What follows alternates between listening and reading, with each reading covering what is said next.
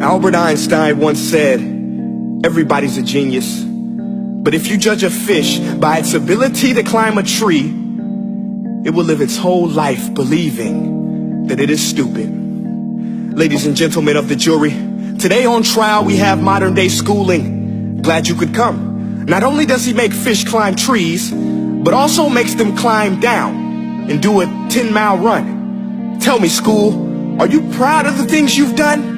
Turning millions of people into robots, do you find that fun? Do you realize how many kids relate to that fish swimming upstream in class, never finding their gifts, thinking they are stupid, believing they are useless? Well, the time has come, no more excuses. I call school to the stand and accuse him of killing creativity, individuality, and being intellectually abusive. He's an ancient institution that has outlived his usage.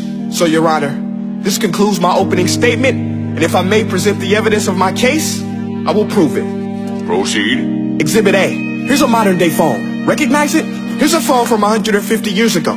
Big difference, right? Stay with me. Here's a car from today, and here's a car from 150 years ago. Big difference, right? Well, get this. Here's a classroom of today, and here's a class we used 150 years ago. Now ain't that a shame? In literally more than a century, nothing has changed. Yet you claim to prepare students for the future? But with evidence like that, I must ask, do you prepare students for the future or the past?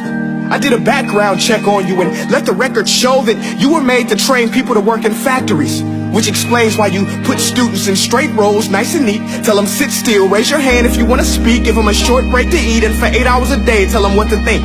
Oh, and make them compete to get an A letter which determines product quality, hence grade A of meat. I get it. Back then, times were different. We all have a past. I myself am no Gandhi. But today, we don't need to make robot zombies. The world has progressed. And now we need people who think creatively, innovatively, critically, independently, with the ability to connect. See, every scientist will tell you that no two brains are the same. And every parent with 2 or more children will confirm that claim.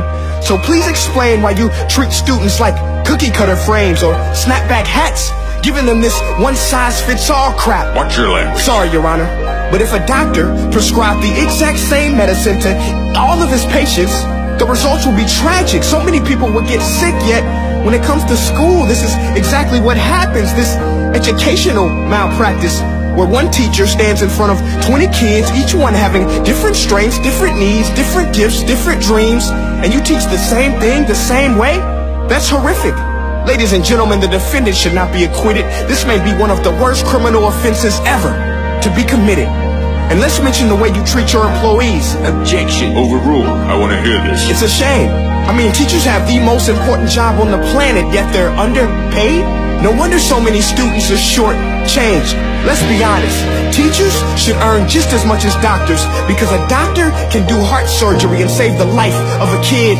But a great teacher can reach the heart of that kid and allow him to truly live. See, teachers are heroes that often get blamed, but they're not the problem. They work in a system without many options or rights. Curriculums are created by policymakers, most of which have never taught a day in their life. Just obsessed with standardized tests. They think bubbling in a multiple choice question will determine success. That's outlandish. In fact, these tests are too crude to be used and should be abandoned, but don't take my word for it. Take Frederick J. Kelly, the man who invented standardized testing, who said, and I quote, "These tests are too crude to be used and should be abandoned." Ladies and gentlemen of the jury, if we continue down this road, the results will be lethal. I don't have much faith in school, but I do have faith in people. And if we can customize healthcare, cars, and Facebook pages, then it is our duty to do the same for education, to upgrade it, change it, do away with school spirit, because that's useless. Unless we're working to bring the spirit out of each and every student, that should be our task. No more Common Core. Instead, let's reach the core of every heart in every class. Sure, math is important, but no more than art or dance. Let's give every gift an equal chance. I know this sounds like a dream, but countries like Finland are doing impressive things. They have shorter school days. Teachers make a decent wage. Homework is non-existent, and they focus on collaboration instead of competition. But here's the kicker, boys and girls. Their educational system outperforms every other country in the world. Other places like Singapore are succeeding rapidly. Schools like Montessori, programs like Khan Academy. There is no single solution, but let's get moving. Because while students may be 20% of our population, they are 100% of our future. So let's attend to their dreams, and there's no telling what we can achieve. This is a world in which I believe, a world where fish are no longer forced to climb trees. I rest my case.